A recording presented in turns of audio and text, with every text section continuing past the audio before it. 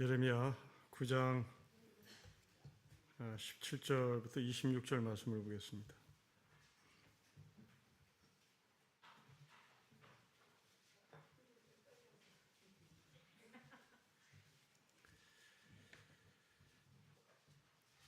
(9장 17절부터 26절) 말씀을 우리 한 절씩 교독하겠습니다.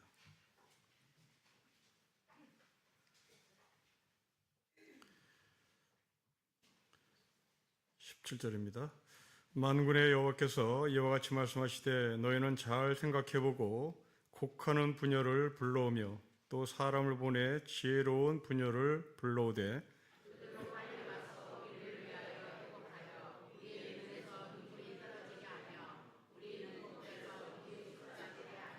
이는 시온에서 통곡하는 소리가 들리기를 우리가 아주 망하였구나. 우리가 크게 부끄러움을 당하였구나.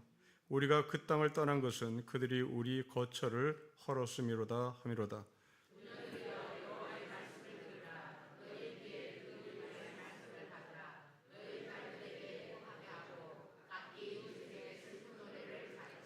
무릇 사망이 우리 창문을 통하여 넘어 들어오며 우리 궁실에 들어오며 밖에서 자녀들을 거리에서는 청년들을 멸절하려 하느니라.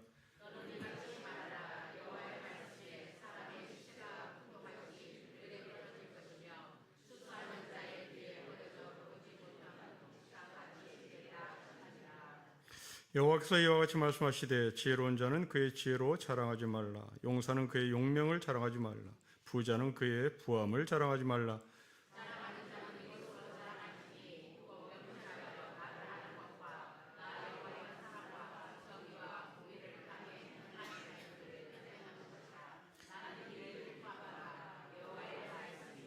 여호와의 말씀이니라. 보라, 날이 이르면 할례 받은 자와 할례 받지 못한 자를 내가 다 벌하리니 곧 애국과 유다와 에돔과 암몬 자손과 모압과 및 광야에 살면서 살적을 깎은 자들에게라. 물은 모든 민족은 할례를 받지 못하였고 이스라엘은 마음에 할례를 받지 못하니라 하셨느니라. 아멘. 자, 오늘 본문을 관찰해 보십시다. 여러분들 성경에 보면 이렇게 동그라미가 17절에 있고 그리고 23절에 있고 25절에 있는데 결국 세 개의 이야기가 지금 묶여져 있는 셈인 거죠.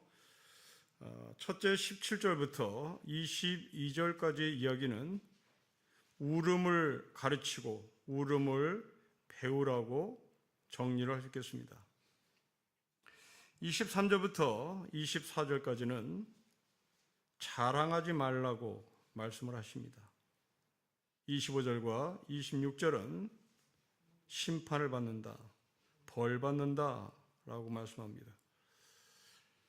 이 세 가지 얘기가 서로 분리된 이야기 같은데 이것을 묶어보면 하나의 문장이 됩니다.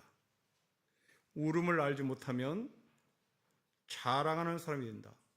그렇게 되겠죠. 울음을 아는 사람은 자랑하지 않는다. 울음을 아는 사람은 겸손하다. 울지 못하는 사람은 겸손치 못한 사람이요 그들은 반드시 심판을 받는다. 이것이 오늘 이야기의 흐름이겠습니다. 오늘 본문은 1절과 연결해서 해석을 해야 될 본문인데요. 여러분 9장 1절을 좀 가보십시다. 우리 9장 1절을 함께 읽겠습니다. 시작. 어찌하면 내 머리는 물이 되고 내 눈은 눈물거름이 되고 죽임을 당한 딸 내 백성을 위하여 쥐하로 울겠다고 예레미야가 결심을 합니다. 예레미야가 혼자 웁니다. 쥐하로 울기로 원하는데 눈물이 말라버렸습니다. 예레미야는 눈물샘을 채워달라고 지금 간절히 간구합니다. 여러분 왜 눈물샘을 가득 채워달라고 간구했을까요? 예레미야의 마음이 강팍해서가 아니라 너무나 많이 울었기 때문입니다. 이제 눈물샘에 눈물이 바닥이 났습니다. 그렇다면 그 애달게 우는 예레미야를 보고 같이 울어줘야 될 사람이 있어야 되는 겁니다. 안타깝게도 예레미야가 그렇게 눈물샘이 마를 정도로 울고 있었는데 그 옆에서 같이 울어줄 사람이 없었습니다. 그래서 오늘 보면 이상한 말씀을 합니다. 눈물을 가르치는 사람을 초대해라. 그리고 그들을 통하여 눈물을 배워라. 또한 누군가가 눈물을 가르쳐야 된다. 그 눈물을 가르치는 사람을 통하여 눈물을 배워야 한다. 이것이 17절부터 22절의 이야기입니다. 어제 제가 77년생 우리 자매 남편이 말기암에 걸려서 지금 거의 이제 병원에서 손을 놓은 상태에서 신방을 갔습니다. 그냥 한없이 울었던 거죠. 그렇게 기골이 장대하고 정말 멋진 청년이었던 그 13년 전에 주를 섰을 때 그 멋진 청년이 암에 걸려서 이제 병원에서 손을 놓은 상태고 이제 나를 기다리는 그런 상태가 되었습니다. 얼마나 많이 울었겠을까요? 그때 그 77돌에 같은 친구였던 우리 자매하고 함께 그 병실에 들어가서 한없이 울었습니다. 예레미야가 간절히 울었을 때 그 옆에서 같이 울어주는 사람이 있을 법도 한데 없습니다. 그러자 이 예레미야가 사람들에게 조언을 구합니다. 좀 이상한 말씀을 하세요. 여러분 17절과 18절 말씀을 우리 한번 읽어보겠습니다. 시작. 만군의 여호와께서 이와같이 말씀하시되 너희는 잘 생각해보고 곡하는 부녀를 불러오며 또 사람을 보내 지혜로운 부녀를 불러오되 그들로 빨리 와서 우리를 위하여 애곡하여 우리의 눈에서 눈물이 떨어지게 하며 우리 눈꺼풀에서 물이 쏟아지게 하라고 얘기합니다. 무슨 주술적인 것 같습니다.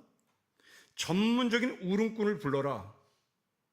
그 전문적인 울음꾼들이 울면 우리의 눈에서 같이 눈물이 떨어지게 될 거니까, 우리의 눈꺼풀에서 물이 쏟아지게 될 거니까 전문적인 곡소리를 하는 우는 자들을 초대하라 라고 얘기합니다.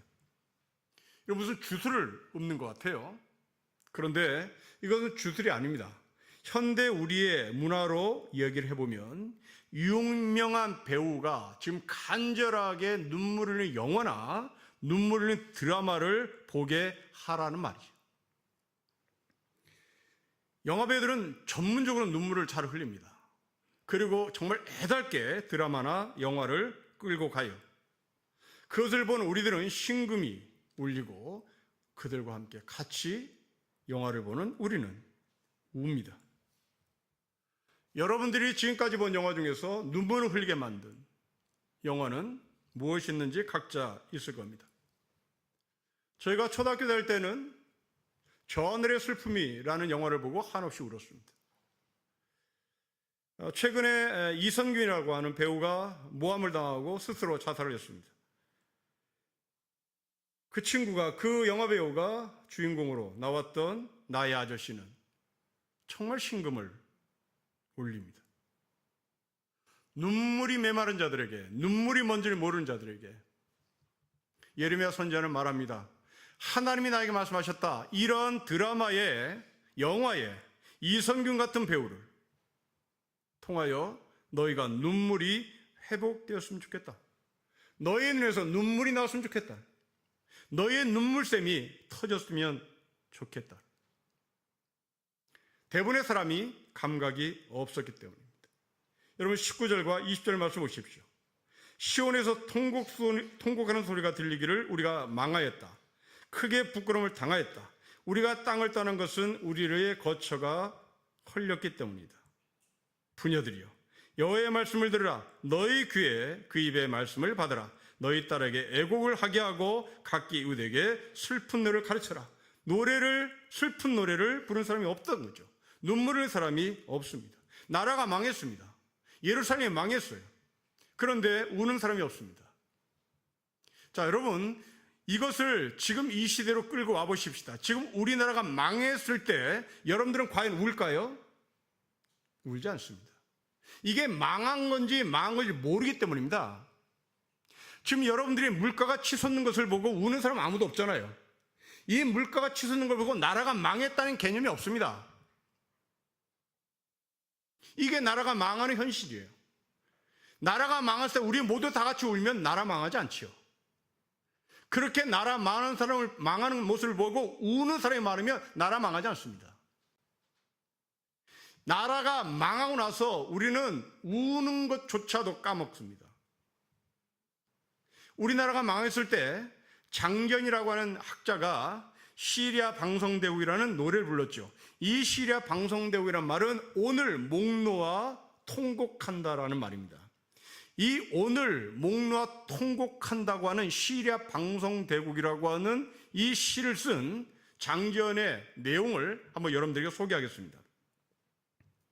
지난번 일본의 2등 방문이 내한했을 때 어리석은 우리나라 사람들은 한중일의 평화를 주선하는 사람이라고 추켜 세웠다. 2등 방문이 서울에 들어올 때 인천항에서 서울에 이기까지 공무원과 민간인, 윗사람과 아랫사람이 열렬하게 환영했다. 슬프다. 저 개돼지만도 못한 우리 정부의 대신이란 자들은 자기 일신의 영달과 이익이나 바라면서 위협에 겁먹어 머뭇대거나 벌벌 떨며 나라를 팔아먹는 도적이 되기를 감수했다. 4천년의 강토와 500년의 사직을 남에게 들어바치고 2천만 살아있는 영혼들로 하여금 남의 노예되게 하였으니 저 개돼지보다 못한 외무 대신 박재순과 각 대신들이야 깊이 꾸짖을 것도 없다. 여러분, 이때 조선 사람들은 안 울었어요. 여러분, 이 신문의 기사를 보고도 울지 않아요. 인천항에서 서울까지 2등 방문이 환호하는 조선의 사람들의 박수갈채를 받고 지금 광화문으로 들어오는 거예요. 지금 이 땅에 무너짐이, 망함이 있을 때 우리는 울지 않습니다. 대부분은 그냥 일어난 일이겠지. 여러분, 6.25 전쟁을 할 때 울었을까요? 안 울었습니다. 세월호 때 울었습니까? 우리나라 사람 거의 안 울어요. 이태원 참사 때 울었습니까? 안 웁니다. 그게 망하는 조짐에도 불구하고 우리는 울 마음이 없습니다. 여러분, 예루살렘이 망할 때 이스라엘 백성은 울지 않았습니다. 그런데 유일하게 예수님이 웁니다. 예수님이 예루살렘 성전을 보며 한없이 울어요. 예루살렘 성전은 초토화될 거니까요. 영적인 능력이 사라졌기 때문에 그렇습니다. 그런데 당시의 사람들은 감각이 없었습니다. 그러기에 울음도 없습니다. 예수님은 이러한 신앙생활을 회칠한 무덤이라고 표현하고 그 회칠한 무덤의 주인공들을 바리새인과 서기관들로 지목하고 그들을 질타합니다. 여러분, 예수님의 말씀을 우리가 들어봅시다. 예수님은 마태복음 23장 23절에서 화 있을진저 외식하는 서기관들과 바리새인들이여, 너희가 박하와 회양과 근처의 11조는 들이되 율법에 더 중한 바 정의와 긍휼과 믿음은 버렸도다. 마태복음 23장 25절입니다. 화 있을진저 외식하는 서기관들과 바리새인들이여, 잔과 대접의 겉은 깨끗이 하되 그 안에는 탐욕과 방탕으로 가득하도다. 마태복음 23장 27절입니다. 화 있을진저 외식하는 서기관들과 바리새인들이여, 회칠한 무덤 같으니 겉으로는 아름답게 보이나 그 안에는 죽은 사람의 뼈와 모든 더러운 것이 가득하도다. 망한 줄은 모릅니다.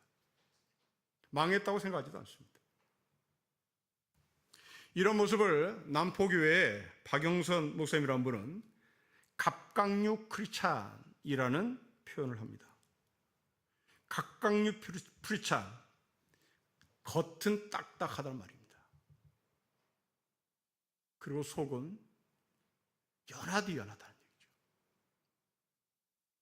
아무리 찔러대도 그 사람은 너무나 겉이 딱딱해서 하나님의 말씀이 들어갈 수가 없었던 겁니다.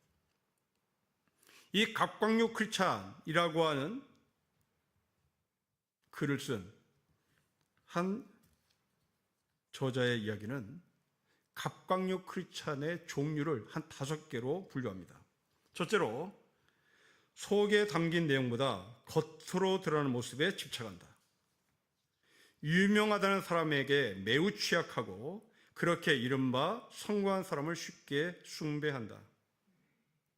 내용보다 효과를 더 중시하기 때문에 감정 고양에 치중한다. 신앙에 대한 이성적 의문에 민감하게 거부 반응을 일으킨다. 대신 새벽기도, 11조, 술, 담배 안 하기 같은 것을 신앙의 핵심이라고 생각한다.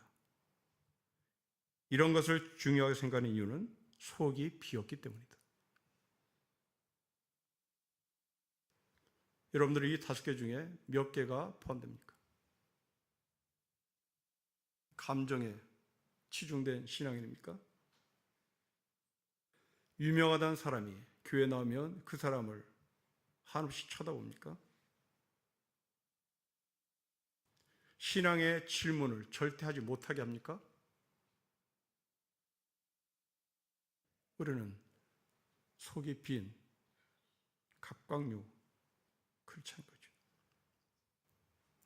여러분, 올바른 신앙이 된다는 것은 겉만 단단한 것이 아니라 속도 단단해야 합니다.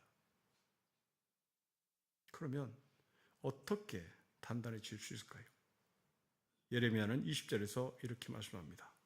여러분 20절 말씀 보십시오. 우리 같이 읽겠습니다. 시작. 부녀들이여, 여호와의 말씀을 들으라. 너희 귀에 그 입의 말씀을 받으라. 너희 딸들에게 애곡하게 하고 각기 이웃에게 슬픈 노래를 가르치라. 들으라, 받으라, 가르치라. 하나님의 말씀을 들어야 합니다. 하나님의 말씀을 받아야 합니다. 하나님의 말씀을 배워야 합니다. 신약성경은 이것을 성령 충만이라고 표현하죠. 우리 기독교인들이 성령 세례와 성령 충만의 차이를 구분하지 못해 여러분들이 성령 충만하지 않음에도 불구하고 성령 충만이라고 착각하는 경우가 많습니다. 이런 성령 충만과 성령 세례의 차이는 하늘과 땅 차이입니다. 성령 세례라는 것은 여러분들이 한 번 받으면 끝나는 겁니다. 그래서 예수 그리스도를 주라고 고백하는 그 순간 성령은 여러분에게 임하시고 여러분들은 성령 세례를 받은 거죠. 이것이 성경이 주장하는 내용입니다. 그런데 여의도 순복음교회는 이것을 분리하죠. 구원과 성령 세례는 따로 있어야 된다. 구원을 받아도 성령 세례를 받지 못하면 그 사람은 구원받지 못했다고 주장합니다. 이제 그 주장이 조영기 목사님이 세상을 떠난 이후에 수정한 것으로 알고 있습니다. 틀렸다는 얘기죠. 자기네들이 스스로 틀렸다는 것을 인정하고 수정합니다. 구원을 받으면 성령 세례가 임하는 겁니다. 성령 세례가 임했다는 것은 구원을 받았다는 겁니다. 그런데 성령 충만은 다른 이야기입니다. 성령 충만은 날마다입니다. 날마다. 성령 세례를 받았으니 이제 우리는 날마다 성장하고 실력을 갖추는 것, 이것을 성령 충만이라고 얘기하는 겁니다. 학교로 얘기하면 성령 세례라는 것은 합격증을 받은 겁니다. 그러면 이 합격증을 받은 여러분들은 교실에 들어가서 공부를 해야 되는 겁니다. 실력을 갖춰야 되는 겁니다. 이것이 성령 충만입니다. 그런데 우리 한국교회 교인들은 이 성령 충만에 대한 핵심적 가치를 놓치니까 내가 예수를 만나고 이것으로 끝난 겁니다.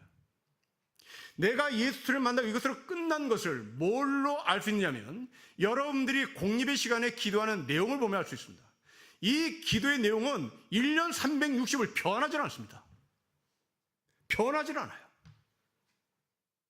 속 터지는 일이죠. 항상 똑같습니다. 여러분, 이것은 성령 세례에 멈춰있는 사람이죠. 성령 충만이란 여러분들이 이번 주에 공예배 기도 시간에 이 기도를 했다면 다음에는 저 기도를 해야 되는 겁니다. 다른 기도를 해야 되는 겁니다. 여러분, 목사가 매주 똑같은 설교 한다면 여러분들은 여기 앉을 수 있겠습니까? 앉을 수 없는 거예요. 그러면 기도하는 장로님, 권사님, 집사님들이 똑같은 기도를 한다. 그럼 뭐 하자는 겁니까? 이거 실력 없는 거예요. 학교에 가서 공부를 해야 되는 거죠. 이번 주 공부한 것을 기도 시간에 반영을 해야죠. 이번 주에 내가 어떻게 살았는지를 기도 시간에 나의 삶을 반영해야 되는 거잖아요. 근데 우리는 안 합니다. 그냥 천편일률적인 거죠.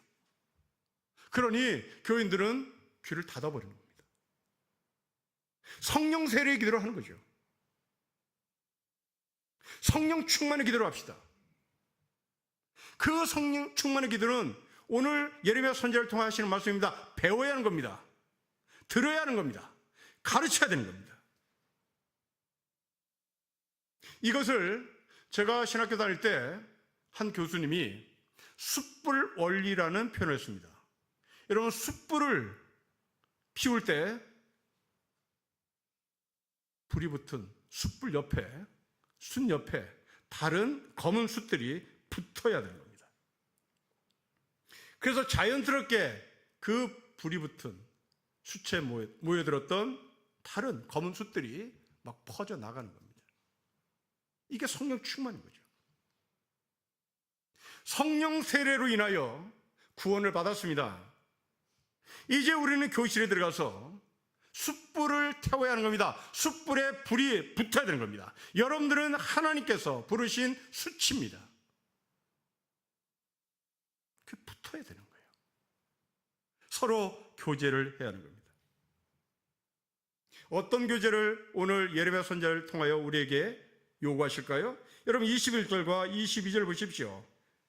한없이 지금 침통한 상황입니다. 21절과 22절 같이 읽겠습니다. 시작. 무릇 사망이 우리 창문을 통하여 넘어 들어오며 우리 궁실에 들어오며 밖에서는 자녀들을, 거리에서는 청년들을 멸절하려 하느니라. 너는 이같이 말하라. 여호와의 말씀에 사람의 시체가 분토같이 들에 떨어질 것이며 추수하는 자의 뒤에 버려져 거두지 못한 곡식당같이 될 것입니다. 한없이 슬픈 노래를 서로 모여서 하라는 얘기죠. 여러분, 22절을 다시 보십시오. 우리 아이들이 제대로 꽃도 피우지 못하고 죽음에 내몰립니다. 추수하는 자의 뒤에 버리죠. 거두지 못한 곡식 땅같이. 꽃도 못 폈잖아요. 이런 슬픔을 우리가 모여서 성령 충만한 사람들이 서로 나누고 서로 우려야 되는 것입니다.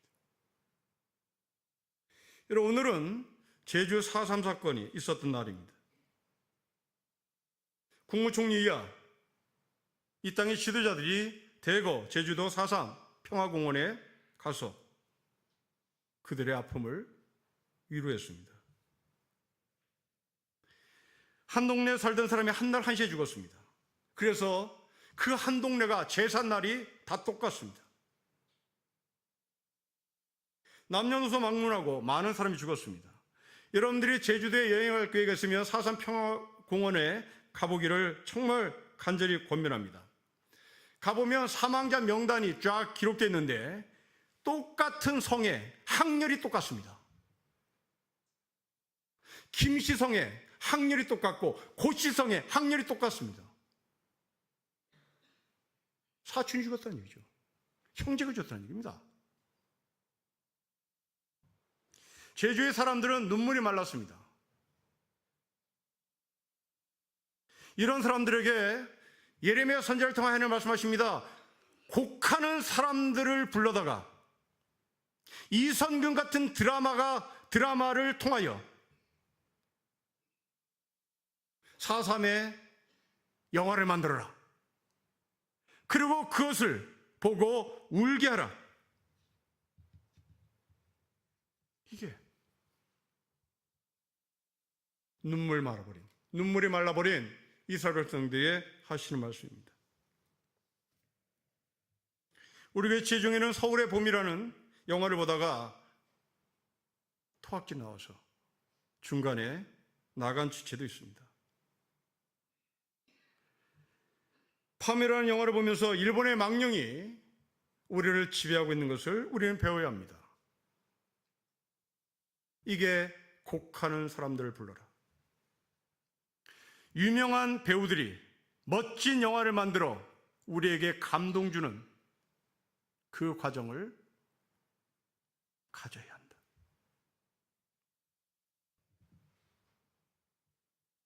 함께 숯불처럼 모여서. 그럼 이게 교회 공동체입니다. 곡하는 사람들은 지혜로운 사람들입니다. 용맹스러운 사람들은 뛰어난 은사를 가진 사람들이죠. 부자도 능력 있는 은사를 가진 사람입니다. 그런데 하나님은 그 은사들을 자랑하지 말라고 말씀하시고 그 은사를 사랑과 정의와 공의를 펼치는 데 사용해야 된다고 말씀합니다. 그렇습니다. 곡하는 사람은 남에게 눈물을 갖게 하고 그 눈물로 인해 정화작용을 얻게 하고 그래서 우리 모두 다 평안한 마음을 갖습니다. 그러나 용맹스러운 사람들, 부자들, 그들은 남이 울 때 울 마음이 없습니다. 남이 배고플 때 배고픔을 서로 나눌 마음도 없습니다.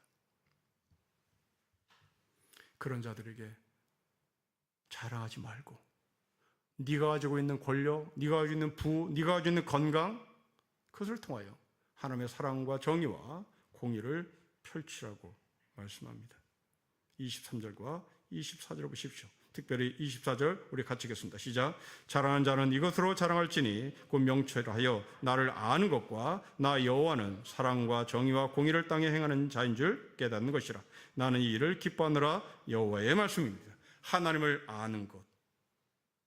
하나님을 아는 사람들에게 하나님의 공의와 하나님의 정의를 요구하십니다. 여러분, 여기서 이 하나님을 안다는 것은 정보를 습득해서 얻는 지식이 아닙니다. 경험을 통해서 아는 지식을 말합니다.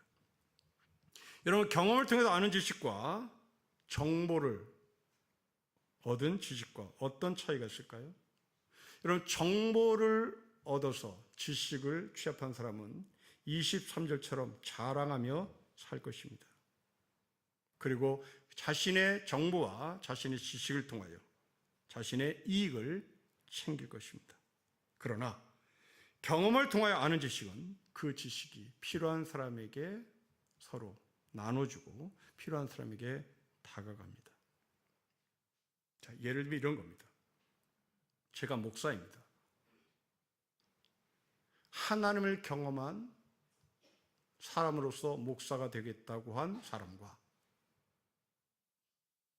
실력이 안 되니 신학교로 가자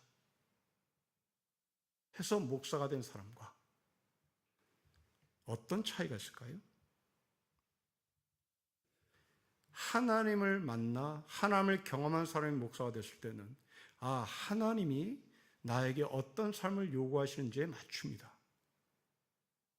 그러나 소명 없이 목사가 되면 잘하는 자리를 찾아가기 바쁩니다. 그 잘하고 싶은 자리에 찾아가기 바쁜 사람은 어디로 자기의 인생의 방향을 틀겠습니까? 그렇죠. 화려한 곳입니다. 우리 교회 대통령이 와서 예배드렸어. 이런 거죠. 우리 교회 국무총리 와서 예배를 드렸습니다. 하나님께서 목사에게 주신 하나님의 사랑과 정의와 공의를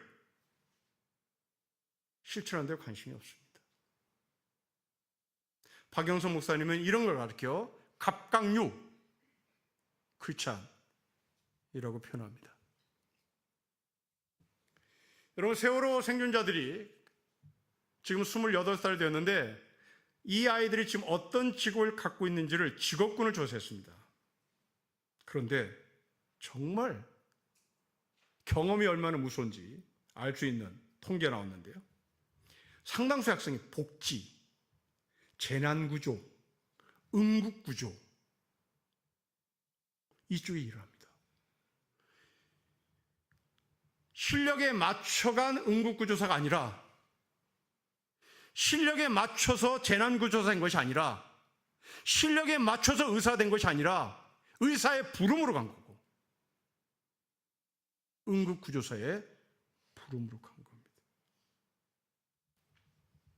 여러분의 직업은 실력에 맞춰서 얻어진 직업입니까? 아니면 경험에 근거한 하나님의 소명입니까? 그냥 다 성적에 맞춰서 가니 소명이란 단어조차가 우리의 머릿속에는 없습니다.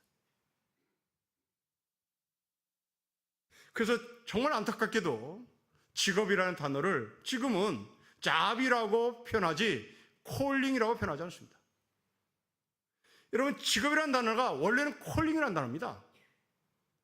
근데 이 콜링이라는 단어가, 소명이라는 단어가 슬그머니 없어지고 그 자리에 잡이라는 표현으로 대체했습니다. 왜요? 하나님이 필요 없습니다. 이 부르심에 대한 소명의 직업을 갖고 싶지 않은 거죠. 사랑과 공의와 정의를 실천하고 싶지 않습니다. 여러분, 이런 사람을 가리켜 교만한 사람이라고 합니다. 우리는 릴케라는 시인을 알고 있습니다. 이 사람이 쓴 기도 시집에 릴케는 밀폐된 수도원 안에서 들리는 웃음소리조차도 하나님을 아는 것에 방해가 된다고 생각했던 사람입니다. 그 밀폐된 수도원에서 웃음소리가 나면 나는 하나님을 아는 것에 방해가 된다고 생각해서 이 릴케는 땅을 파고 들어갑니다. 그리고 고독하게 하나님의 음성을 듣고 싶어 합니다. 결국 자기를 잘 안다는 건 뭘까? 하나님을 무시하는 것이고, 하나님을 모른 척 하는 것이고, 하나님을 스스로 모른다고 증명하는 것입니다. 물론 우리가 하나님을 만난 경험이 있음에도 불구하고 자신을 자랑하고 자신의 고개를 들추고 싶은 사람도 있습니다. 그렇게 된 이유는 성령 충만을 놓쳤기 때문입니다. 성령 세례만 받았을 뿐인 거죠. 성경은 이것을 가리켜 할례를 받은 사람이라고 표현합니다. 여러분 25절, 26절 보십시오. 우리 25절과 26절 같이 읽겠습니다. 시작. 여호와의 말씀이니라. 보라, 날이 이르면 할례 받은 자와 할례 받지 못한 자를 내가 다 벌하리니 곧 애굽과 유다와 에돔과 암몬 족속과 모압과 및 광야에 살면서 살적은 깎은 자들에게 물은 모든 민족은 할례를 받지 못하였고 이스라엘은 마음의 할례를 받지 못하였느니라 하셨습니다. 할례를 받은 사람. 그런데 26절 맨 끝에 보십시오. 마음의 할례를 받지 못한 사람. 그냥 할례를 받은 사람을 성령 세례라고 표현해도 되겠습니다. 마음의 할례, 성령 충만이라고 바꿔도 되겠죠. 14년 전에 미국에서 안식년을 보낼 때 제가 동부에 있는 그 아이비리그 대학 중에 코넬 대학이라는 대학이 있습니다. 거기 가서 이제 설교를 한 적이 있는데 한국 유학생들이 모여있는 그 주일날 여러분 코넬 다닌다고 자랑하지 마세요. 코넬이라고 하는 이름을 자랑하지 말고 그 이름만큼, 그 무게만큼 열심히 공부하시고 나라와 민족을 위해서 그리고 하나님 나라를 위해서 헌신하셔야 됩니다.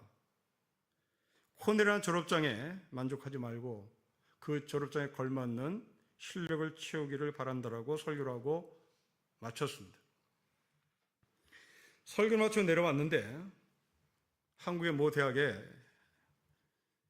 동문학을 가르친다고 하는 교수 한 분이 제 옆에 앉아서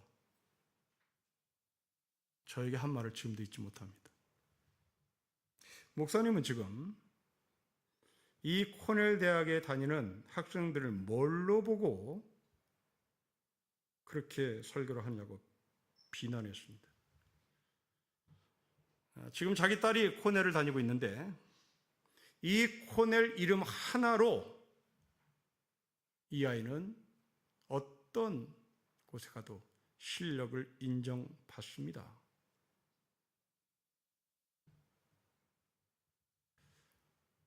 저는 코넬 졸업장을 자랑하지 말고 졸업장에 걸맞는 실력을 키우라고 얘기했는데,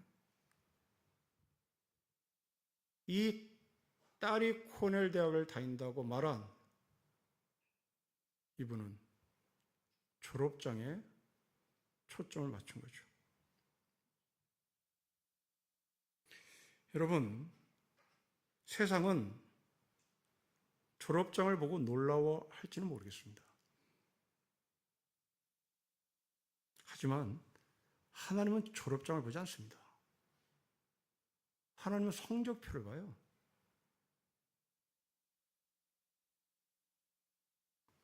성령 충만의 성적표를 본다고요. 성령 세례로 만족하지 말고, 할례 받은 것을 만족하지 말고, 마음의 할례를 받는 것, 그건 성적입니다.